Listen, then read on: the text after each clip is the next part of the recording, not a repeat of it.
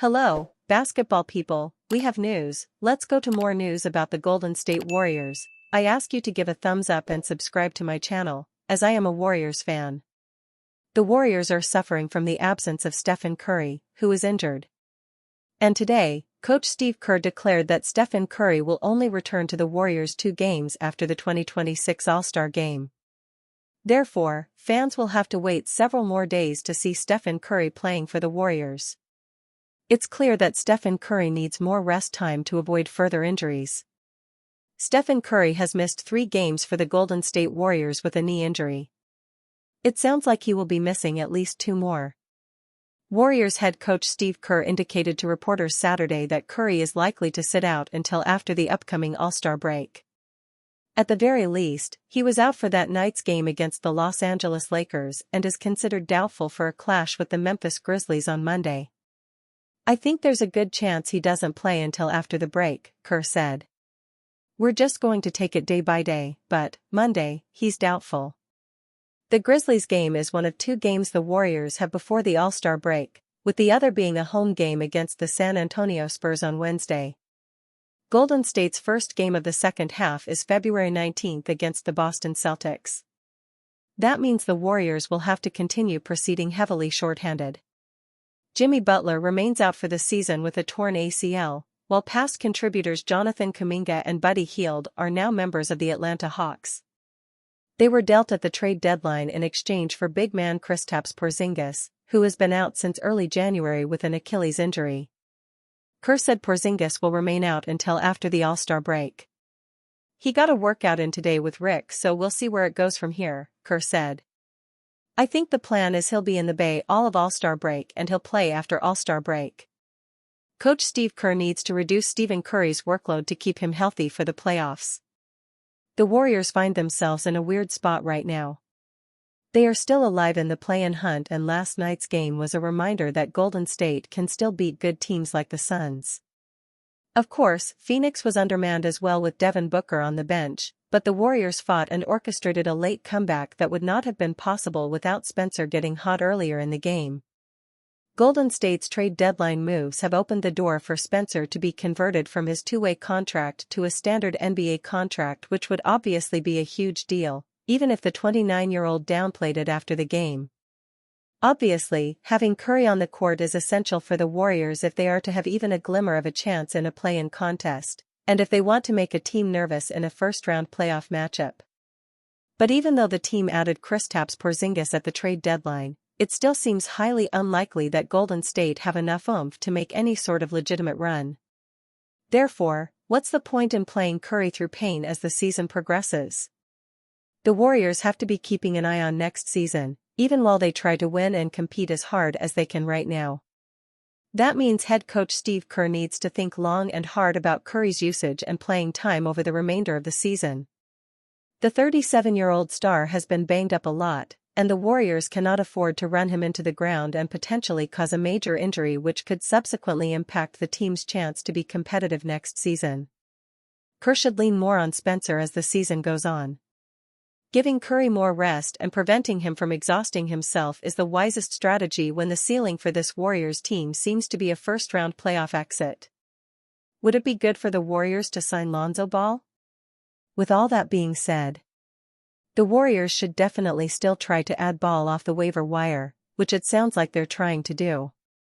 In part because they don't have many other options for improving now that the trade deadline has passed, and in part because it's not crazy to think that Ball could still round back into some kind of form. Ball has played 70 games since returning from his 2-year absence. That's less than a full season. I think players deserve a grace period when returning from a serious injury, and Ball's injuries were as serious as they come. He basically couldn't walk. So to cast him off in what amounts to 1 full season of basketball might not be fair. I'm not claiming that Ball will get back to posting the production he did in 2022, he won't, but I also don't think it's out of the question that he can still find a role as a backup guard. At this point of the season, after a mostly disappointing trade season, the Warriors need to start trying whatever. This fits that definition. Ball's tenure in Cleveland was a disappointment. Now a reclamation project, the Warriors might as well give him a shot. Mike Dunleavy Jr. stated that the Warriors can and will make a big trade this summer. Warriors general manager Mike Dunleavy for the second straight year sat down Saturday to field questions on the NBA trade deadline and his team's newest addition at Crypto.com Arena, home of the Los Angeles Lakers. Last year, it was Jimmy Butler holding his new number 10 Warriors jersey and posing for pictures. This year, Kristaps Porzingis held his new number 7 Warriors jersey and posed for pictures.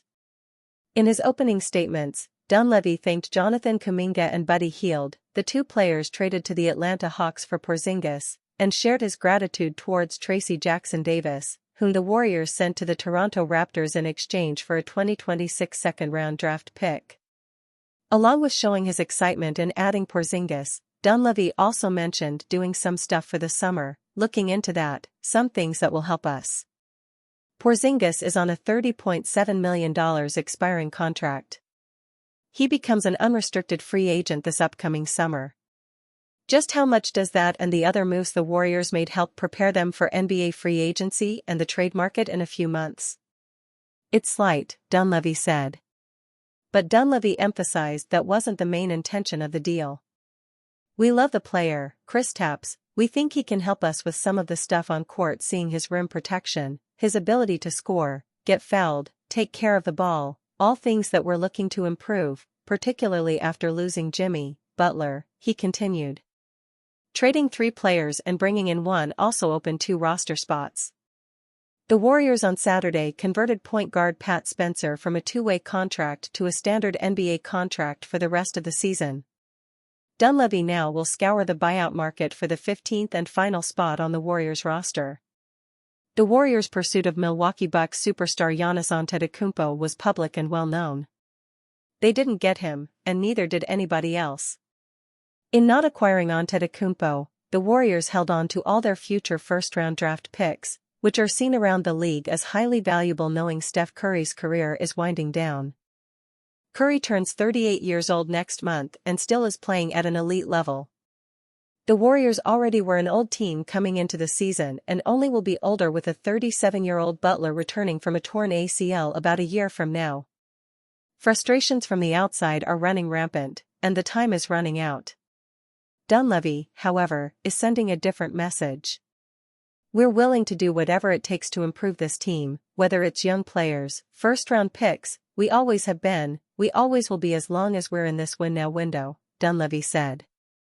Despite the idea that we're not in the mix, that we're fading, all this stuff, the reality is, up until Jimmy got hurt we were pretty good, and I think we're trending in the right direction. Now we've had to pivot a little bit. I think adding Kristaps can help, but, this group is kind of what it is. Butler's season-ending injury changed everything. The Warriors caught fire upon adding him at last season's trade deadline, and after beating the number 2 seed Houston Rockets in the first round of the playoffs, they lost to the Minnesota Timberwolves in the second round over 5 games once Curry went out with a hamstring injury. So much changed, including the possibility of another shot at a 2-time NBA MVP, that the possibility of adding Antetokounmpo meant putting either Butler or Green on table because of their contracts. Green has spent his entire 14-year career with the Warriors, and Dunleavy vehemently denied Draymond was being shopped or in any trade conversations. Oddly enough, Green himself on his own podcast that was released Saturday morning unveiled the curtains on conversations he had with Dunleavy. Green said Dunleavy told him the front office has spoken about what a Giannis package would look like, and he or Butler would have to be involved. Sources say Butler was assured he was not going to be moved. Dunleavy called it greatly exaggerated to say Green stayed with the Warriors past the deadline, and reporting otherwise was a bit misleading. When pressed in a follow-up to Dunleavy's denial, he then shot back by saying, "You're putting words in my mouth, so that's an unbelievable assumption." This next season, Green has a $27.7 million player option. Butler will be paid $56.8 million, and Curry is making more than $62 million. The Warriors will hold Porzingis bird rights, and their plethora of draft picks can continue to be enticing to teams. Maybe it's another run at Antetokounmpo. Perhaps another player becomes an ideal target. Either way, Dunleavy isn't shy about owner Joe Lacob's competitiveness and willingness to spend, and believes the Warriors are in position to add another star. "We've got the goods to make deals," Dunleavy said. "I think the only way we wouldn't be in the mix is if we gave out assets, young players, all the things you need to get a great player. We still have all that.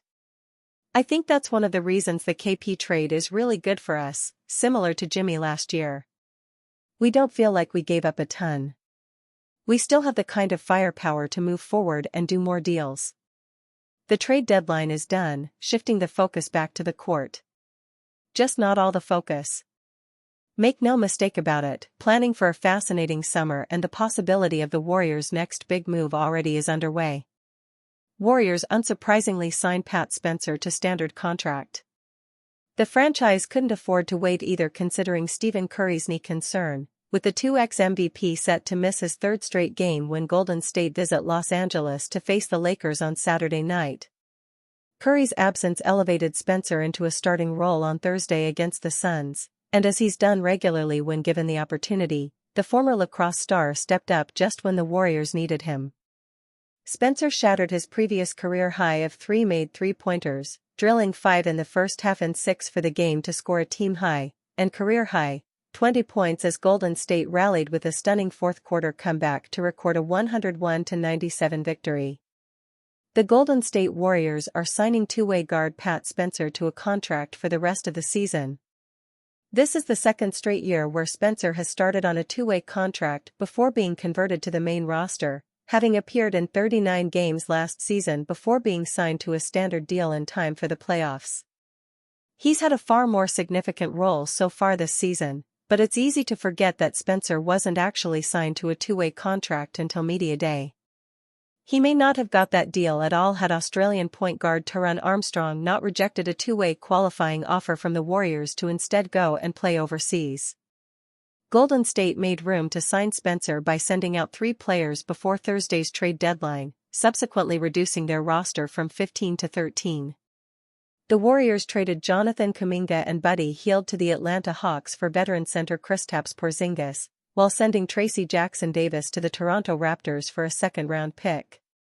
Spencer has averaged 5.8 points, 2.2 rebounds, and 2.9 assists in his 36 games with Golden State this season, shooting 42.3% from the floor and an incredibly efficient 43.1% from three-point range.